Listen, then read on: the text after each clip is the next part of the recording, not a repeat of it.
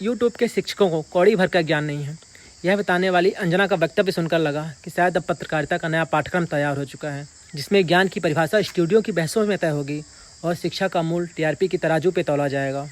और विडंबना तो देखिए, जिस देश में खान सर, अलग सर जैसे शिक्षक लाखों युवाओं तक सस्ती और गुणवत्ता युक्त शिक्षा पहुंचा रहे हैं, जिनकी कक्षाओं ने गांवों, कस्बों और आर्थिक रूप से कमजोर परिवार के बच्चों के लिए प्रतियोगी परीक्षाओं के दरवाजे खोले हैं, उन्हें ज्ञान का प्रमाण पत्र देने का दायित्व उन लोगों ने अपने हाथों में ले लिया है, जिनकी ऊर्जा का एक बड़ा हिस्सा आज भी इस राष्ट्रीय महत्व के शोध में व्यतीत होता है कि झाल मुड़ी सरसों के तेल में ज़्यादा स्वादिष्ट लगती है या किसी और तेल में।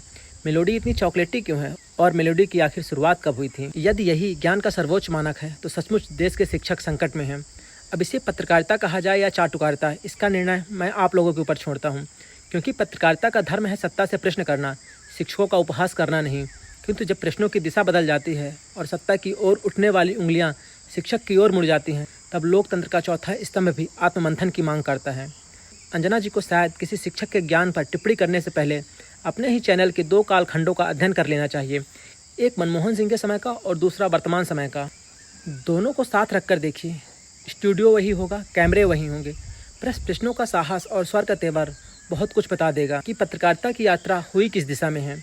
खैर, यूट्यूब के शिक्षक बच्चों को अपनी डिजिटल संपत्ति मानते हैं या नहीं, यह तो वही जाने, लेकिन दर्शकों को केवल टीआरपी की संपत्ति समझने की प्रवृत्ति भी अब जनता से छिपी नहीं है।